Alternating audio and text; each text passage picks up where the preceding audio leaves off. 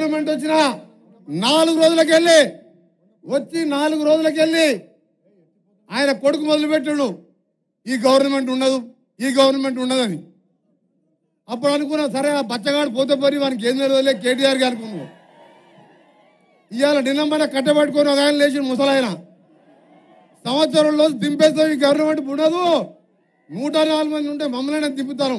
అరే నువ్వంటే చేతగాని కానీ దింపుతానికి చూసి మోడీ. ఇక్కడ ఉన్నది ఎవరు?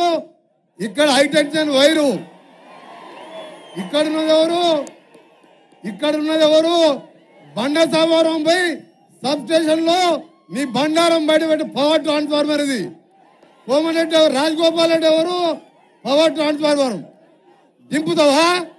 దింపితే నీ ఆఫీస్ గురించి చెప్పిన ఆ రోజు ఆయన కట్టబట్టుకొని తిరిగే ముసలాయన అన్న రోజే చెప్పిన నల్గొండలో ప్రెస్ మీట్ పెట్టి మళ్ళొకసారి దింపుతా అంటే రాత్రి నీ టీ ఆఫీసుని పునాదులతో సహా లేపేస్తా అని చెప్పిన.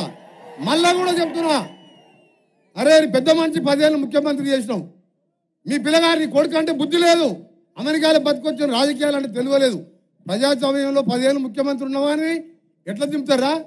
నీ అయ్యా జాగిరా నా కొడుక. ఇవాళ ఇంత కష్టపడి నువ్వు ఎన్ని కేసులు పెట్టావు? ఇవాళ ఒక్కొక్క కార్యకర్త మీద 50 కేసులు ఉన్నాయి, నా మీద 20 కేసులు పెట్టి నువ్వు ఇంత కష్టపడి తెలంగాణ కోసం కొట్లాడి ఇదే గడ్డ మీద రావి నారాయణ రెడ్డి ఆ రోజు రజాకారులను తరిమి కొట్టిన మొదటి తెలంగాణ సాయుధ పోరాట వీరుడు రావి నారాయణ రెడ్డి. ఇదే గడ్డ మీద మొదలుపెట్టిన తెలంగాణ మొదటి దశలో రాజీనామా చేసింది ఎవరు? కొండా లక్ష్మణ్ బాబుజీ, ఈ ప్రాంత ఎమ్మెల్యేగా ఉన్న మన ప్రీతమ నాయకుడు. ఆయన తెలంగాణ వస్తే తప్ప పదవి తీసుకోవాలని చెప్పిండు. మళ్ళా మలిదశ ఉద్యమంలో ప్రాణాలు కోల్పోయిన ముద్దుబిడ్డ శ్రీకాంతాచారి ఎవరు? భువనగిరి పక్కకున్న మోత్కూరు శ్రీకాంతాచారి. ఇంత తెలంగాణ పౌరుషం మాతోని పెట్టుకుంటావు బిడ్డ కేసీఆర్. మళ్ళొక్కసారి ఆ నోట్లకి వెళ్ళి మాట వెళ్ళినా సరే నీ మర్యాద దక్కదని చెప్తున్నా. నువ్వు 10 ఏళ్ళ టైం ఇచ్చినావు, నీకు 5 ఏళ్ళ టైం ఇచ్చినావు, పార్టీ పెట్టినావు. నువ్వేం చెప్పినావు? దళితులు ముఖ్యమంత్రి చేయకపోతే నా మెడ మీద తల తీసుకుంటా, కేసీఆర్ మాట అంటే మాట అన్నావు.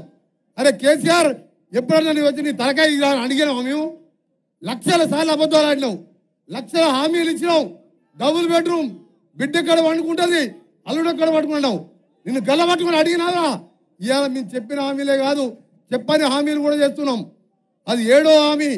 ముఖ్యమంత్రి గారు పొద్దున పో, 7 గంటలకు పో, 11 గంటలకు పో, రాత్రి పెద్దోళ్ళు పోతే అన్న రా అంటాడు, చిన్నోళ్ళు పోతే తమ్మి రా కూర్చో అంటాడు. నువ్వు ఎప్పుడన్నా రానిచ్చినావరా ఇంట్లకు? నిన్న జగదీష్ రెడ్డి అంటున్నాడు. నిన్న జగదీష్ రెడ్డి ఏమంటున్నాడు అంటే వాళ్ళు కోమటిరెడ్డి అన్నదమ్ములు రేవంత్ రెడ్డి గారికి మస్కా కొడుతున్నాడు.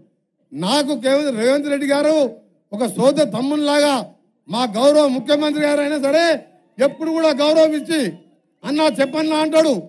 ఒక ఫోన్ చేస్తే చాలు ఎమ్మడే పని అయిపోతుంది. ఇంటికి పోతే రా అన్నా కూర్చో అని చెప్పి ఛాయ్ తాపిస్తాడు. నువ్వు ఎప్పుడైనా కేసీఆర్ దగ్గరికి పోయినా? ఎవరు ఎప్పుడైనా ముఖానికి